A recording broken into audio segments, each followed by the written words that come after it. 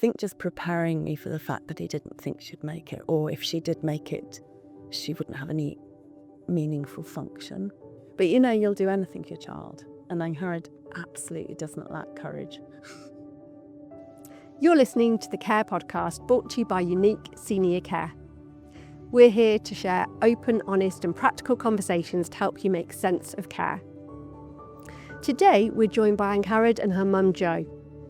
After a serious accident turned their lives around, they had to make their way through the care system, not as doctor and patient, but as mum and daughter. They're here to share the hard bits, the small wins, and how they got to feel more like themselves again.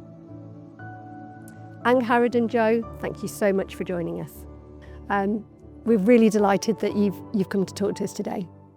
So could you tell us a little bit about life before your accident and how things were? Well, I was at least mentally a lot worse than I am now, at least, because my epilepsy was, well, I still have severe epilepsy. It was much more severe in the past. I was having a lot more seizures. So I was basically, I guess you could say, never really recovering from the last one before I had the next. So it left me in a state of almost what I always call like a fog in my mind. So I never really regained, well, I never remembered what was happening. If someone gave me some information, I wouldn't be able to hold on to it. It would just sort of slip through.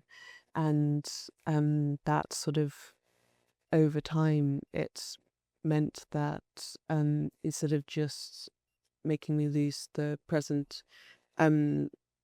information, it started to eat up at my memories. So I continuously lost my past memories as well, leaving, but now I don't really remember my life before I was 22, which was when I had the accident. I have little bits, but they're sort of almost like photographs. So if you think you can picture a moment, but you don't really know what was happening at the time. It's just a moment and captured, I guess. And I'm obviously going to remember things that if I did it a lot of times, so repetition, I'm more likely to remember it. So there are things that I enjoyed doing that I remember better just because I did it so often. But like if I had just normal day and just sort of what you did throughout, and I don't have any memory of it really.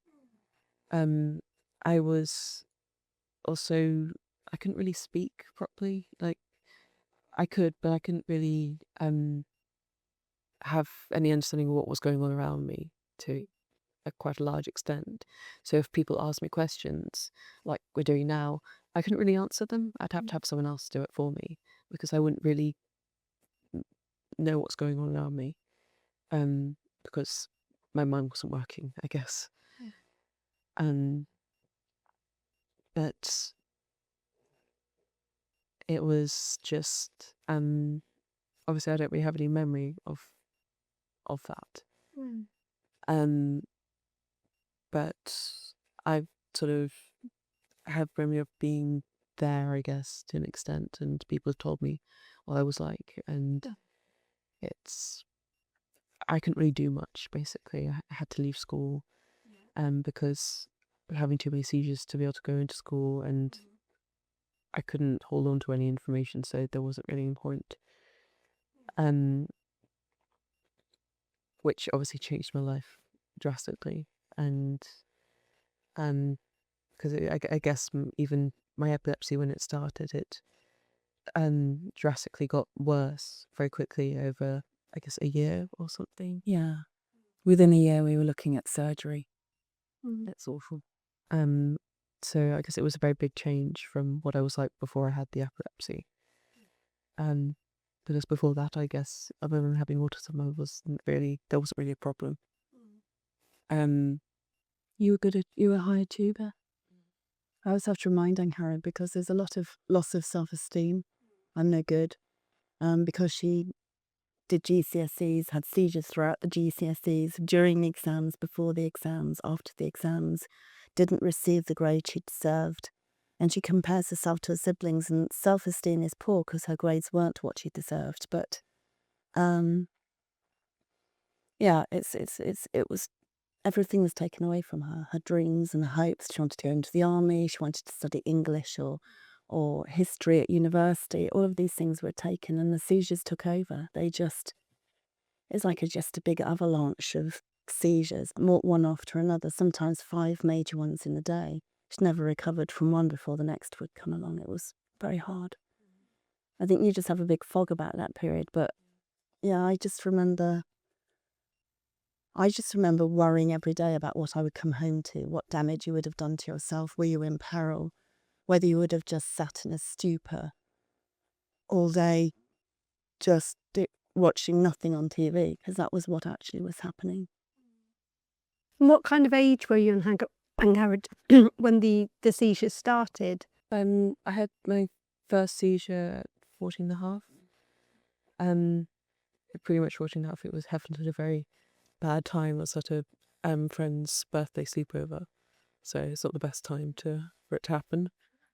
But I got a call at 6 o'clock in the morning from the panicked mother. Something's happening, and she wasn't much good. She was just panicking, but the girls gave me a beautiful description of the seizure, and I thought, oops, I know what's happened. Okay. And then she had a few more, and then we had 6 months of medication, nothing. It was like this magic cure. And then in the summer, about 9 months later, after the first seizure, the seizures just came back with a vengeance. And from then onwards, they were untreatable no matter what we did. Nothing stopped them. you try lots of different medications and other things, and a lot of the medications made things worse or did nothing. I tried, we tried brain surgery, as we mentioned, but Just had a go at it on the kitchen table. but because the reason why I have epilepsy is because I had a stroke at birth, because of complications with a C-section, and I have a big scar on my brain, and it's sort of like in or near my speech area.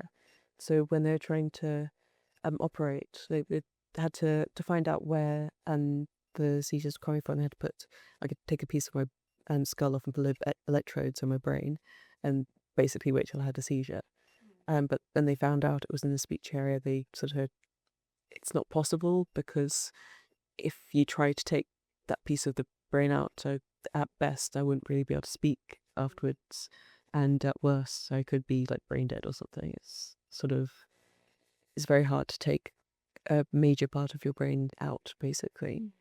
Because it doesn't regrow. Yeah. Yeah, it was hard. It was probably, it was the worst news for my life when they said we can't operate. I'd hung on to that as just some kind of hope that something might help, because I'd watched her go from a academic prize winner just to a sort of ghost, really. And I remember being told by Mr. Walsh, the neurosurgeon, there's nothing they could do. And I think I went into another room and just screamed. I just thought, how can I find life for her? But I understand why he said it. Yeah. I understand. It's hard to hear. Yes, since the accident as well, we asked, I guess, someone else, like, whether it'd be possible now, just because like medical science moves forward and there may be new ways of doing it, but they said no, it's too dangerous, basically. I've also tried something that's called DNS, which is a vagal nerve stimulator, and I guess like a bit like a pacemaker, but for not for your heart, basically, in my chest, and but it didn't really help in any way, and it's still in my chest, but it's turned off, so it's actually made things worse. It's meant to help in about a third of cases, but at Angharad, it made her worse. That must have been really hard, because there were times when you tried the medications and they made it worse, and then you tried the VNS and that made things worse. So every little bit of hope you had kind of... Well, some of the treatments weren't, it wasn't that they didn't work and were benign. They actually made new seizures. So we'd then have new seizures that she would have. And when she stopped the medication, those new seizures would go away. So you did feel like you were being buffeted around, just not knowing what could help. And the last thing we tried was cannabis medicine. A company gave it to us on compassionate grounds, and I'd been writing to people. And then it was quite new in the UK. It was really quite new. And he said, I'll give you Epidiolex free of charge on compassionate grounds. But it didn't do anything at all. And we brought it up to the top dose. And I'd written to my MP saying, I'm going to try cannabis medicine with THC, and that's against the law. So why is it right that a woman like me will break the law in order to try to save her child? It's not right. But I was just about to do that, and then she had her accident, which changed everything all over again. Because we tried basically everything we could, like even the ketogenic diet, which can help, and that made things worse. But I sometimes wondered why mine seems to be untreatable with a lot of the things, and maybe it's because I guess the epilepsy was not already going to be there just anyway.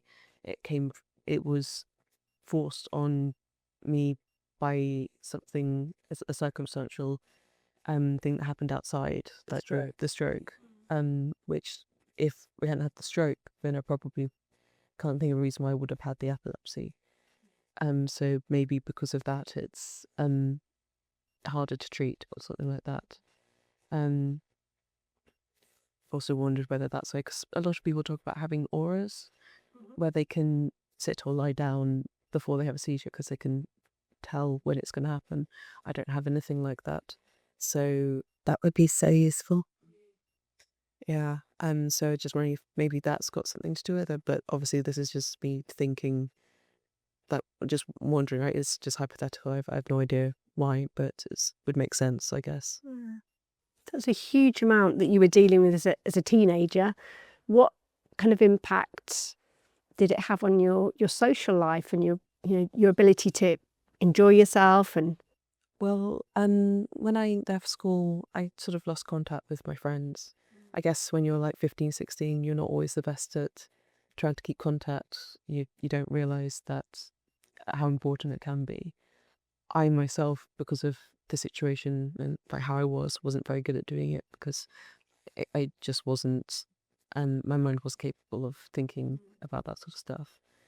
And some of my friends did try for a while, but others didn't bother.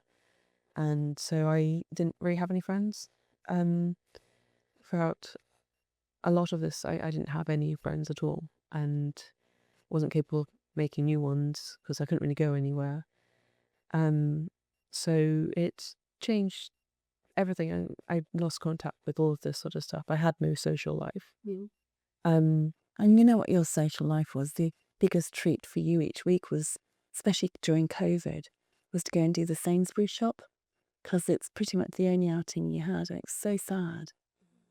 But you lost your friends. And Angharad was the glue that held a number of friendship groups together. She was the one that everybody liked. They didn't particularly like each other, but they liked Angharad. And I think you're right. They just weren't mature enough to say, we need to keep in contact with Angharad. And you couldn't really speak, you couldn't really have a conversation. You couldn't understand what people were saying. So it was tough all round. Yeah, and I mean, people have, I guess, asked me, oh, well, why don't you like go find my old friends and try to get in contact again and everything? And I guess I could find some of them. I mean, I probably could find some of them quite easily, but I guess now I don't really have memory of being their friend, and so they have memories that I just wouldn't. So we had no idea what they're talking about some things, and it'd be like meeting a stranger, to a certain degree. I'd recognize what they looked like and maybe what their name is, but what what role they played in my life might be quite hard for me to work out. And also they've moved on with their life because they didn't have something holding them back in their life, so they could grow to at this sort of rate that you'd expect someone would, but I lost such a large chunk of my life, like 10 years or something. About 8 years of childhood, but it's that developing childhood, teenage, mid to late teenagehood, when you start to make decisions and take risks and learn from, and all of that was gone, and none of that at all. But so I didn't get the chance to, I don't know, do my A levels, go to university if I wanted to, have a job, have relationships, this sort of thing. I didn't get the chance. So I guess I'm at a very different time in my life than them, and I prefer to just meet new people, because at least it doesn't feel like an uneven sort of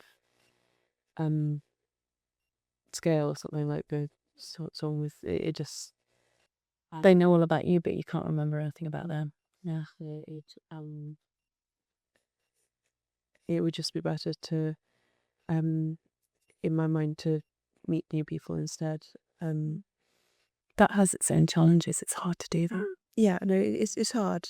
It is hard to do that, and because I'm not someone who likes social media, it scares me. I don't like using it, and that takes away a lot of ways to do that. But I guess I find social media too hard. Really, it's just doesn't work for you very well. Yeah, so my epilepsy affected all my social interactions a lot, basically. Thank you for sharing with that. And I wanted to ask you a bit about the accident itself. I know that's obviously quite a hard thing to think back to.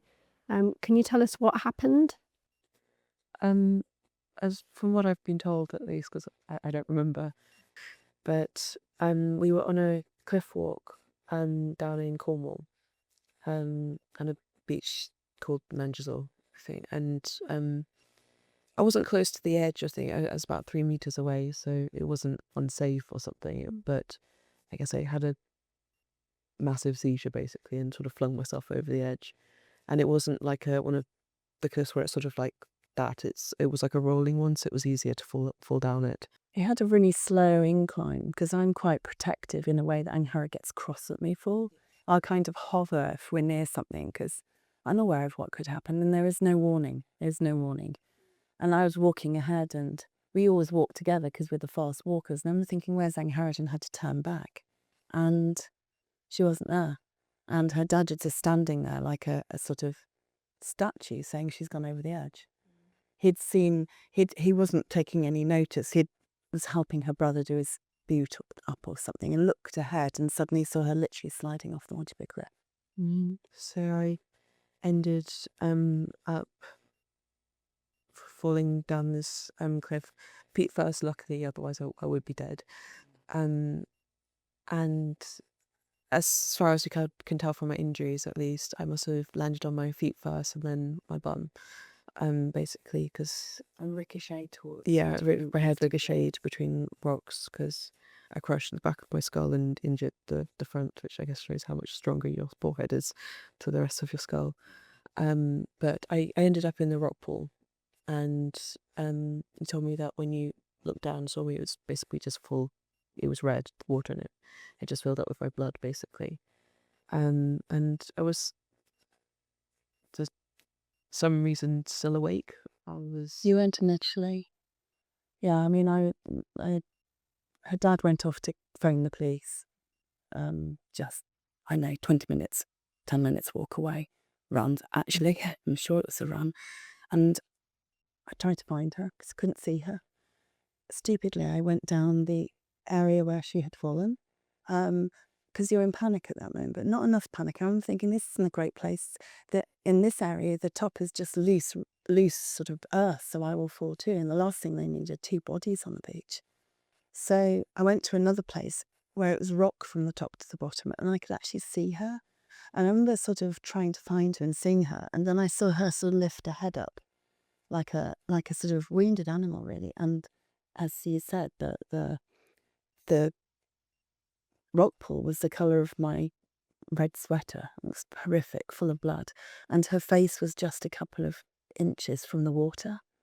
So I didn't try to find a safe path down. I just thought if she shifts in any way, she'll drown. So I climbed down the cliff. And it was harder than I make it sound, because I went down and then couldn't do it and got up and gave myself a good kick and said, get down, with rude words, which I won't say on video. And we managed to get in. And she was alert. She knew who I was. But initially you were being knocked out. But you remained conscious. You knew who you were and who I was. And yeah, even if she'd been dead, I wouldn't have left her. But there was no way I was going to leave her. It's amazingly courageous to go, but you were clearly, you just wanted to get to your daughter. And I can't imagine any parent not wanting to get down by hook or by crook. I cannot imagine that. 3 other people came down to help. A stranger called Nathan, who was just walking. He was the first person who came down, and it was just something incredible to have some company, because I've been sitting there with a head with a hole in it against my chest, thinking, what on earth am I going to do? And I see this stranger walking along the rocks, and he sort of sat down, and I can't tell you how amazing it was to have some company, because you just think, what's happening? I can't hear anything. I can't see anything. Is anybody doing anything? And of course, the waves were getting nearer and nearer. So the sea was starting to come in. So if there was a very big wave, I'd suddenly get hit by the water, and you think, what are we going to do? And Nathan and I tried to lift Angharad, but she's broken. Her spine had come off her pelvis. She had so many injuries, we physically couldn't. And then 2 paramedics came down the same path as Nathan. I hadn't found that path. I didn't have time to, but they came down the path. And then the 4 of us, we could get her to a safer place, just away from the waves, because they were encroaching. And within about 10 minutes of moving her, where we'd sat was full of seawater. You would have drowned. So, but it was a long old time. It was about 2.5 hours from me climbing down to getting rescued. And did the ambulance manage to access, or did the air ambulance need to come? Everybody tried. Yeah, in the end it was air ambulance, because they tried people with ropes to get down the cliff, but they couldn't do it. And The sea was too dangerous for anybody to come in by boat, because it's very, very rough. so we needed a helicopter to come, and yeah, in the end that's what got us up. But The skin of our teeth. yeah, like if I stood up 90 seconds after it gone up, where we had been was Covered by the sea. yeah, so it was very close. The second paramedic was the last person to come up, and obviously everybody was very anxious, because, as I said, within probably 30 seconds, the rock was just covered by the ocean, and he would have been drowned. So a huge gratitude to those paramedics who went against orders and risked their lives to help us, because we wouldn't be here without them. And also to Nathan, the walker. He didn't have to come down, but he did. Have you been able to stay in touch with Nathan? We went and took him out to lunch with his wife down in Bournemouth. That was very important. And I wanted to find the paramedics. And it was just this enormous desire and a gratitude inside me to say thank you, and to let them know that action you did has saved a life, and not only saved a life, but she's living a proper life. She's amazing. I wanted to tell them. So, a long story short, we managed to track them down, and they got the Air Ambulance Award for the Rescue of the Year, the most amazing rescue of the year. So I just wanted them to be recognised. I wrote to the Home Office, I think it's the Home Office, about awards and gallantry. It never got an answer. And I remember thinking, these people went against orders. They had their own children, but they put us first, which would make me cry every time I thought about it for a long, long time. So it was really important to you to persevere with that and make sure that they got the recognition that they. Yeah, I still think I want to get more recognition for them. It's just very difficult. Yeah, I hope that they'll watch this and know how much it's meant to you. They know how much it meant to us, yeah. Yeah, they know. Caring for someone you love is one of the most important things you'll ever do, but it's not always easy. At Unique Senior Care, we're here whenever you need support. Whether it's a bit of advice, short-term respite, or ongoing care, we've been supporting families for over 15 years, and you can lean on us too. Call 0808 134 1164 to speak to a care expert or visit uniquecare.co.uk. So it's an unimaginable event that happened that day, and just an incredible story that you're sitting here talking to us now. How did that event change things? Well, you can say in some ways it made my life better, and other ways it made it a lot worse.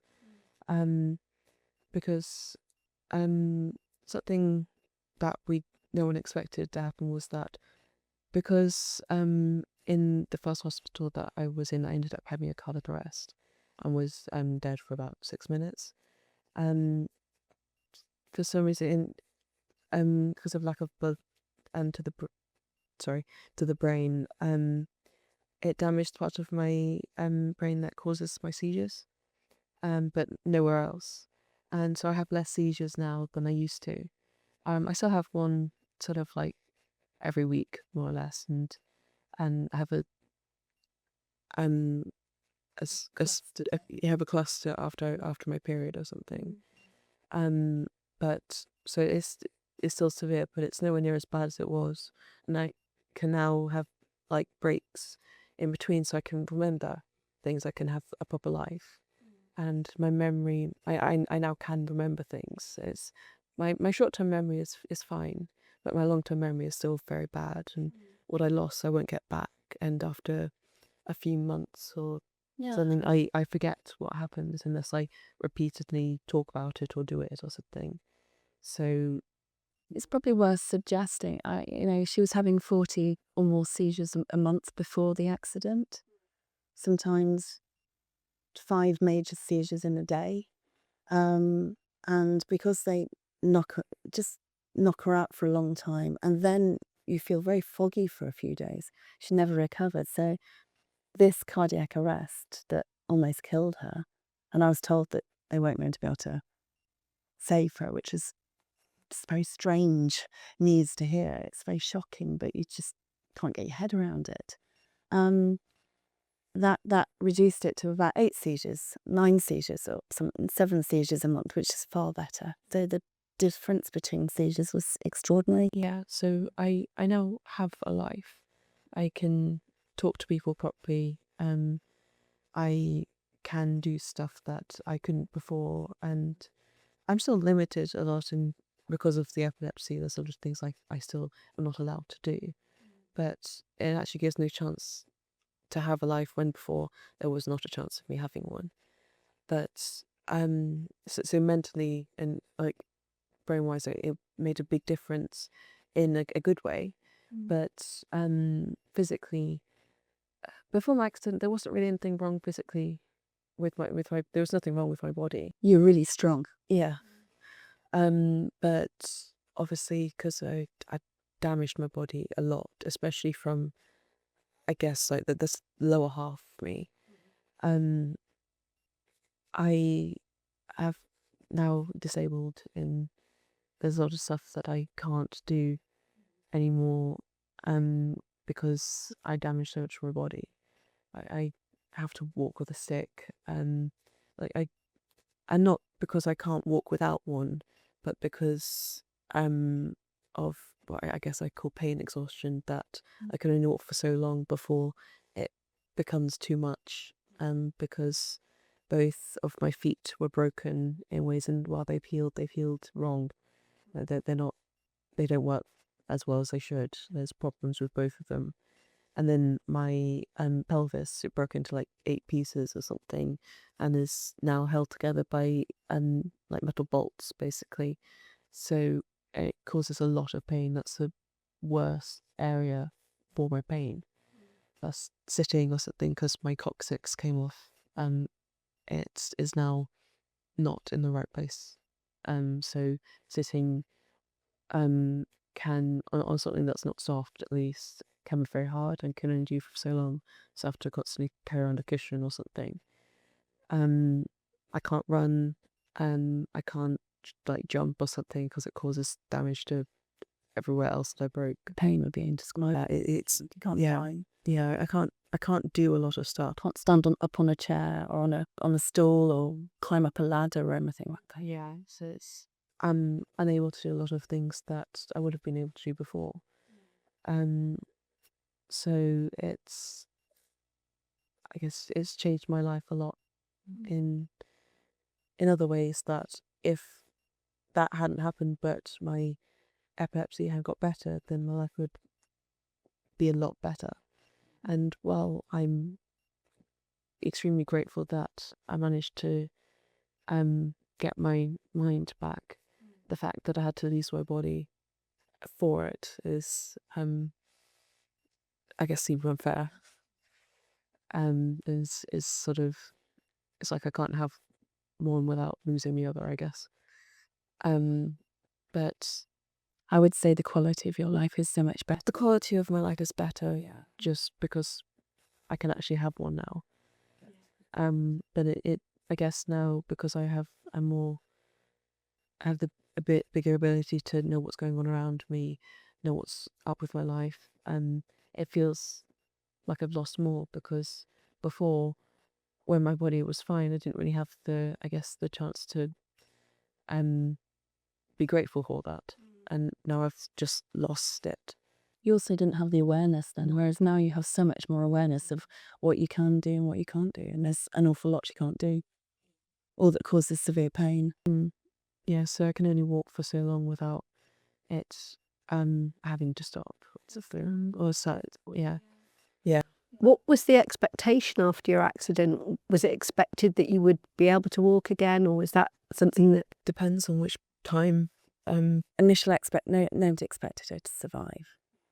When she was in intensive care, I had 3 really difficult conversations with a lovely consultant who was, I think, just preparing me for the fact that he didn't think she'd make it, or if she did make it, she wouldn't have any meaningful function.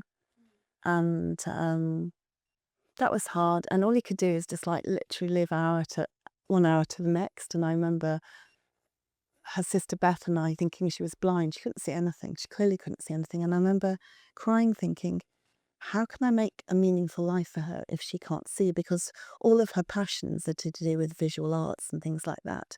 And then gradually over those next couple of weeks, I saw her faculties coming back. Suddenly she could see, and then she started to develop facial expression. And just to see her almost reacting to me, because I was her mum, and I'm thinking, does she even know me?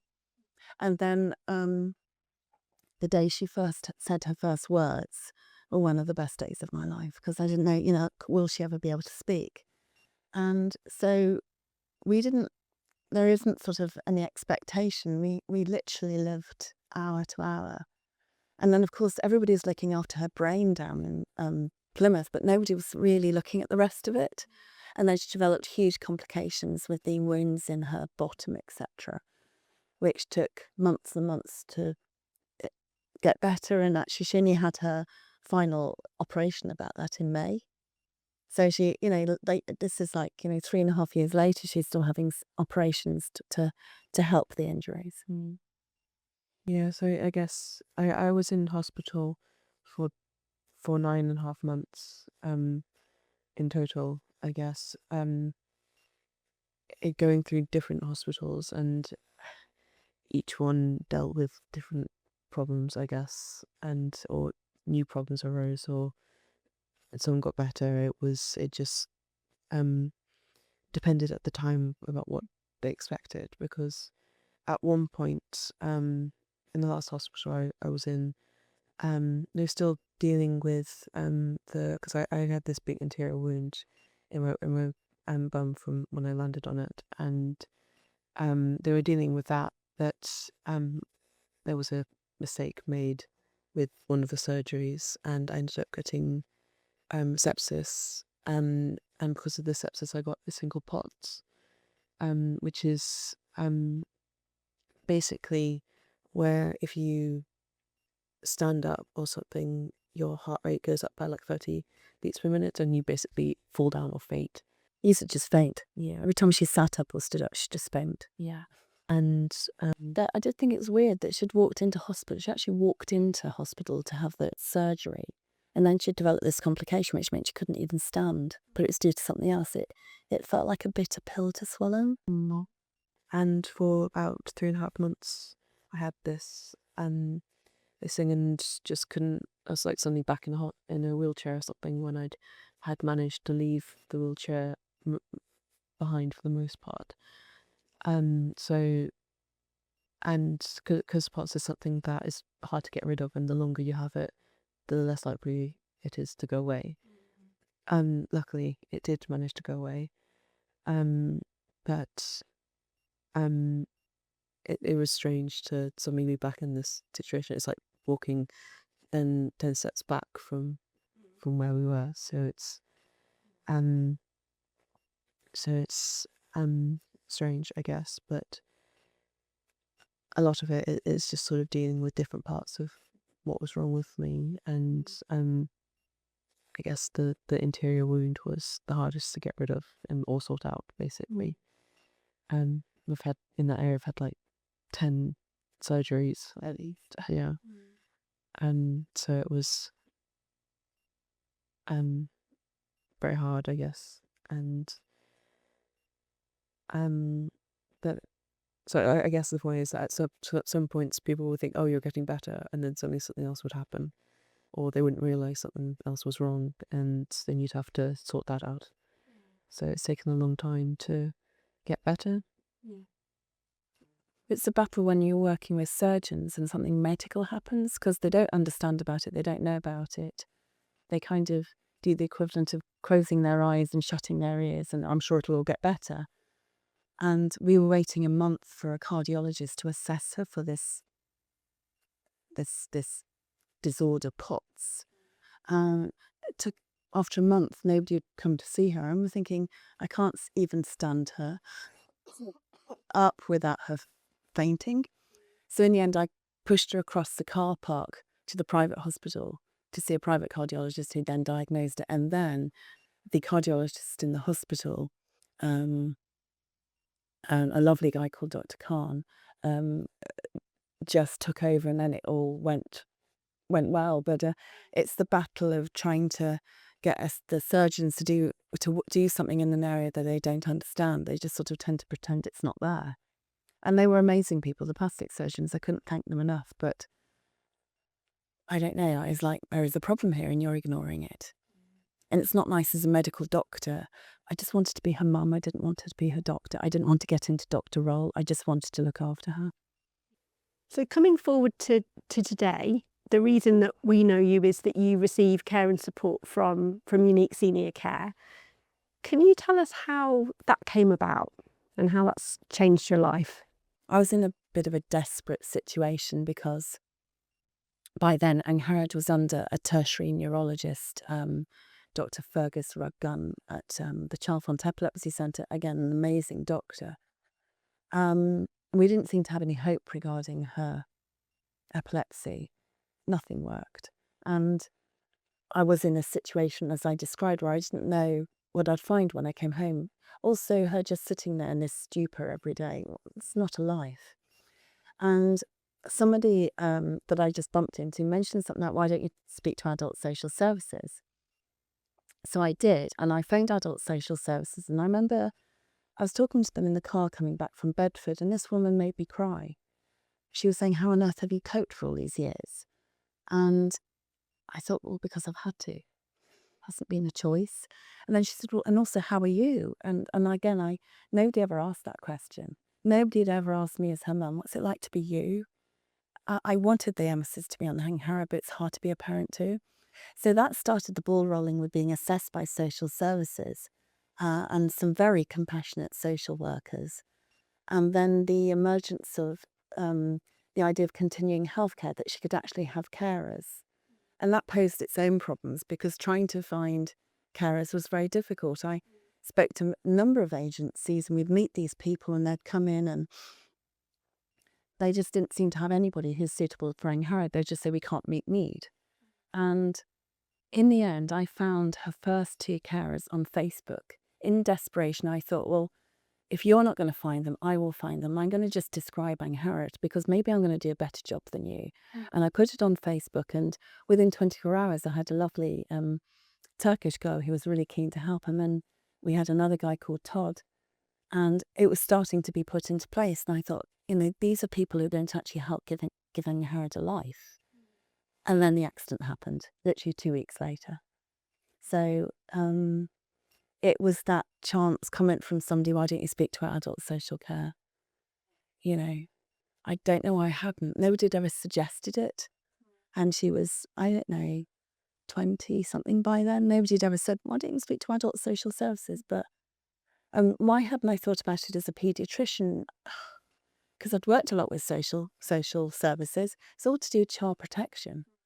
It was all to do with child protection. And so even the children I looked after as palliative care patients as my speciality didn't seem to have huge amounts of social care input because parents are just expected to be carers whether they can manage it or not. So yeah, that's how it all came about.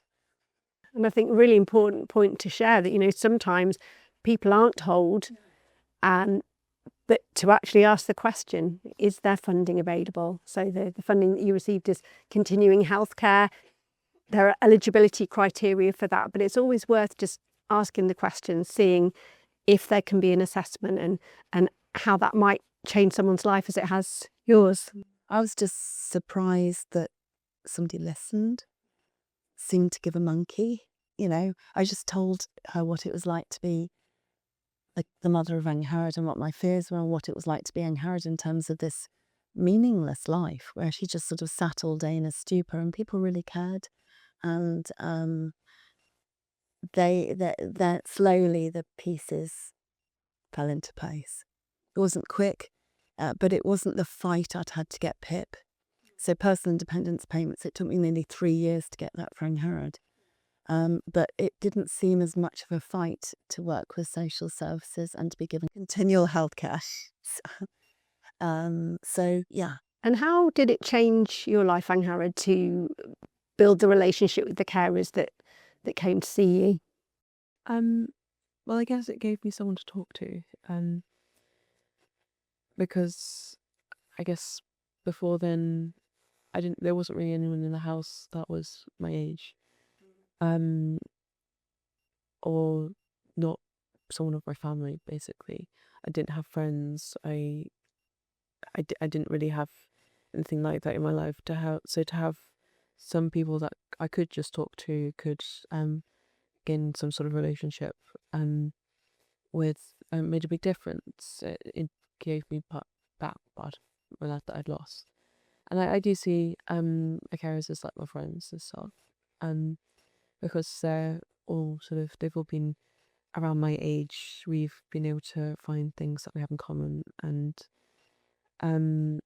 it means that we just have enjoyment at it. We can decide to do something, and together we can have proper conversations. And because now that I've regained thought processing and everything, then I like having like proper conversations with people.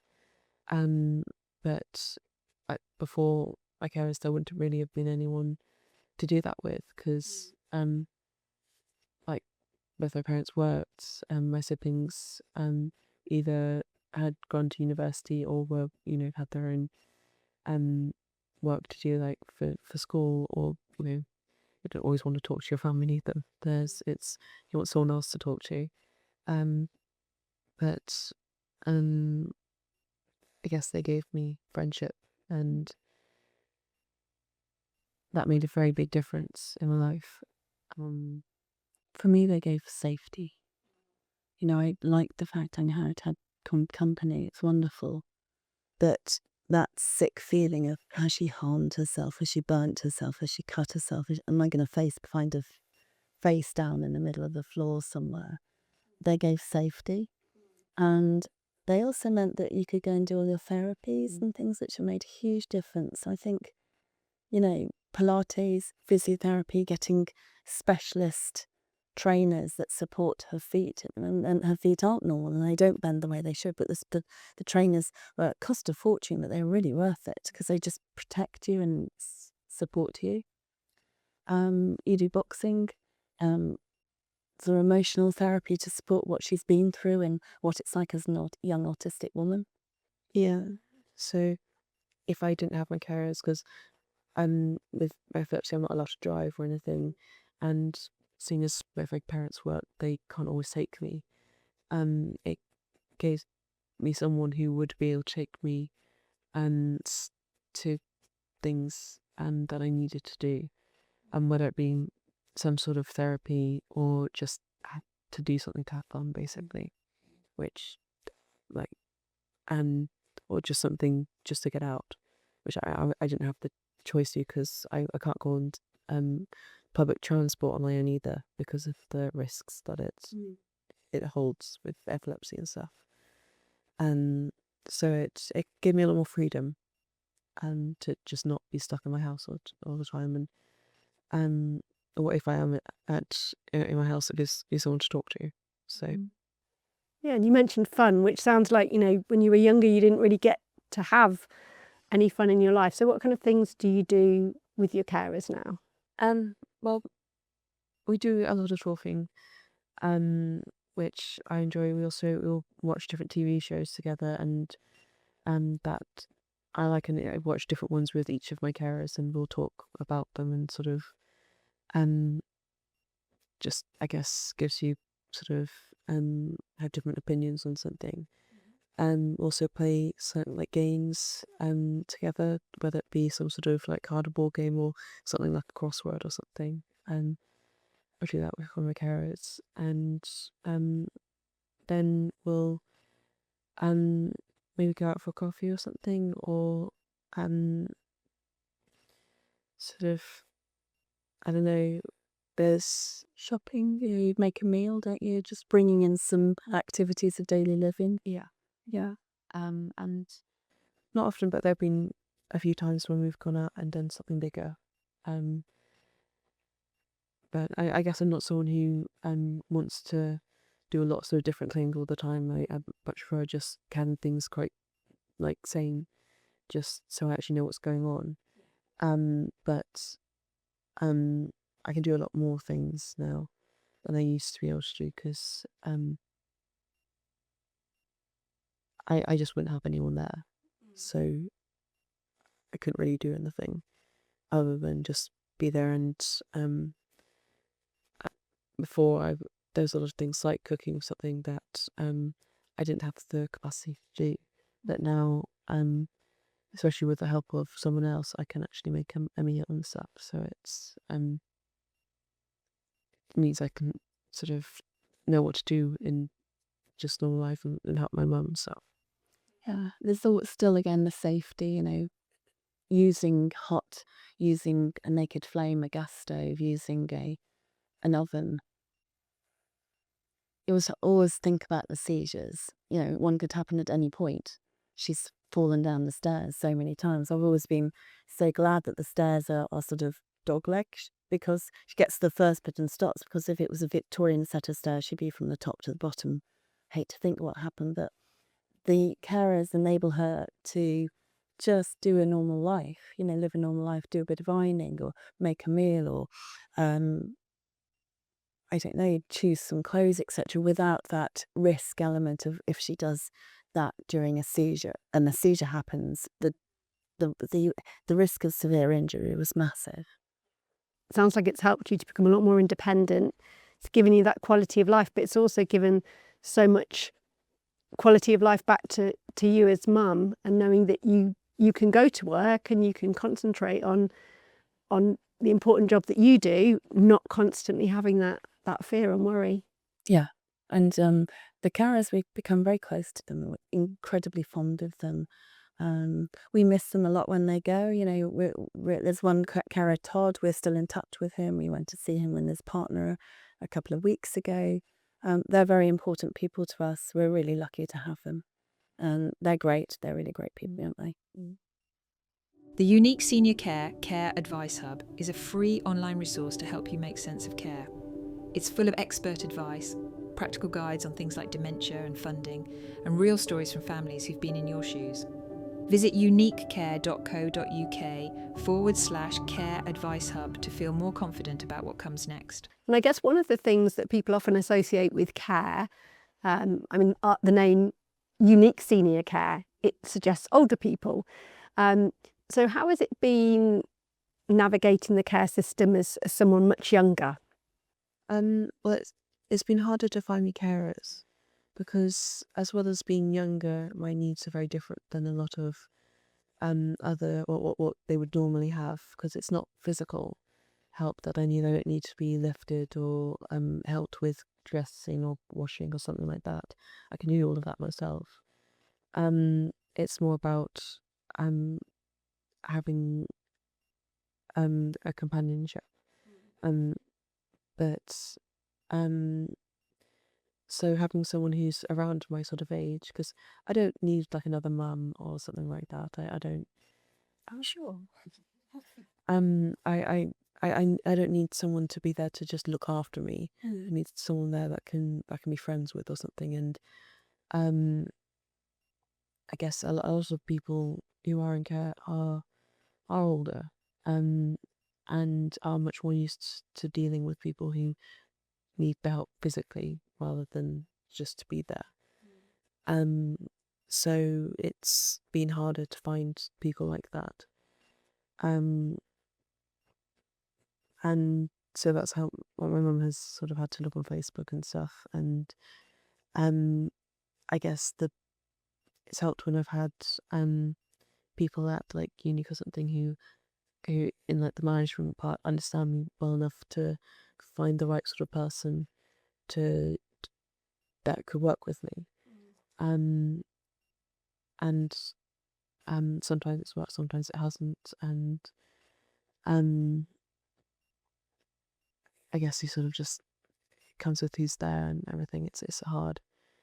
I guess I'm also not someone who, like, if I had like people I didn't know, I find it very hard. I sort of much prefer to have the people that I know, so that I can actually have like a more normal day. I think something we haven't covered is Angharad's autism. That was something that I figured out when she was in her early teens, but has become much more obvious since she's had enough brain space to be an ordinary person. And that poses its own problems. And I think that the carers not only give companionship and that watchfulness in case she has a seizure, but many, many little rescues, little supports when things don't happen the way they should or the way Angharad thought they would. These things to me might be a minor irritation, but to Angharad it can feel like the end of the world. You go shopping, you're planning to buy stuff for a meal, some of the ingredients aren't available, and there will be this panic and overwhelm, and literally you become incapacitated by that. And so the carers can spot that and can support until Angharad can cope again. But I think that those are much more subtle ways that they support Angharad without her possibly even knowing it at times. You know, I do quite a lot of rescuing, just slip in there with something to bring the anxiety down. But I think that they do an awful lot of that. And, you know, some of that is just because you haven't had the opportunity to practice. And so therefore it seems so scary, so much, too much.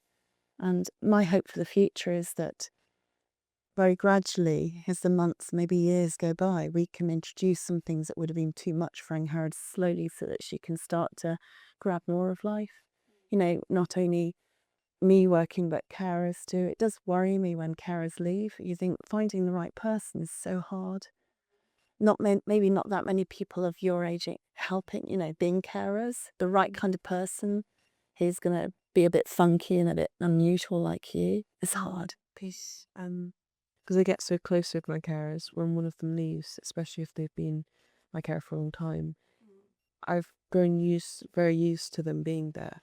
A specific thing, the things that we do together, how the day like usually works or anything, to suddenly have that change, I find very hard.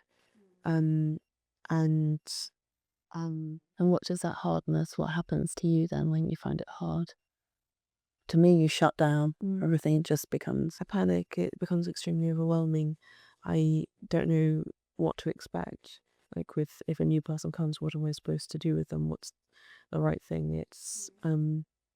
It can be very it makes me very worried, and because my life is small still, to suddenly have a massive part of it changed, it always feels like you just ripped something off. It's not.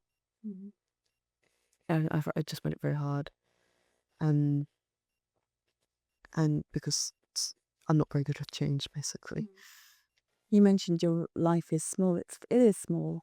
But I think that a lot of the smallness and the contraction of her life is because of fear and anxiety. It's not necessary choice. It's because I don't know what to do. I don't know how to cope. And then the natural thing is, well, let's just hide away from it. And there is an element of Angharad being far less sociable than me and far less wanting to go and do lots and lots of things. And that's okay because she's just being her. But I think a lot of that is fear related. And the safety mechanism is to just withdraw and hide. And the carers do support with that to a huge extent. But when one of them leaves, it's a scary time, isn't it? So it sounds like that deep relationship that you built with the carers is really key, because they know you so well that they will spot those times that they need to step in or support you, and before it gets even harder. Definitely, they it's not just physically being there for watching for seizures or being a companion. They are all the time watching Angharad's overwhelm, her anxiety, which can really overwhelm her, to the point where she can just not know what to do and always become paralyzed by stress. Is rescuing that and getting her back into a place where she can function. Those are the things that people won't see when they first meet Angharad. They won't see those. When you work with her over a period of months, you start to see these little things where you need to get in there and support. Yeah, that makes sense. Yeah. So what's the one piece of advice you might give somebody in a similar situation? So thinking of maybe a younger person who has some care needs. If I hadn't made that phone call to Adult Social Services that made me cry on the way back from Bedford, I'll always remember it. I don't think we would have had the quality of life that we have now with Angharad. She might have had her accident, and life would have been even worse then without anybody. So yeah, I'm very grateful. I can't remember the name of the lady, but I'm very grateful to that first person I spoke to who showed such compassion. So you would say reach out and ask. Reach out and ask. You don't know if they say no, at least you've tried. And actually, if they've said no, keep on going, because increasingly people are paid to say no, which always gets me. And just keep on going. As I said, I had to try for nearly 3 years to get her PIP. But maybe I just struck lucky with that social worker. He just recognised the need, recognised the awful situation, and also the safety situation, the adult safeguarding situation, and immediately started the ball rolling. I certainly see that a lot from both of you, that perseverance to keep going despite so many challenges and so many kind of one step forward, two step back. That perseverance is a huge thing, isn't it? It's called being bloody minded. But you'll do anything for your child. And Angharad absolutely doesn't lack courage. Angharad and Jo, thank you so much for sharing your story. It's not always easy to talk about those early days, I'm sure, but your honesty will resonate with people going through similar experiences. And thank you for listening. If you're navigating the care system, particularly as a younger person, we hope that this will have brought you some comfort and hope.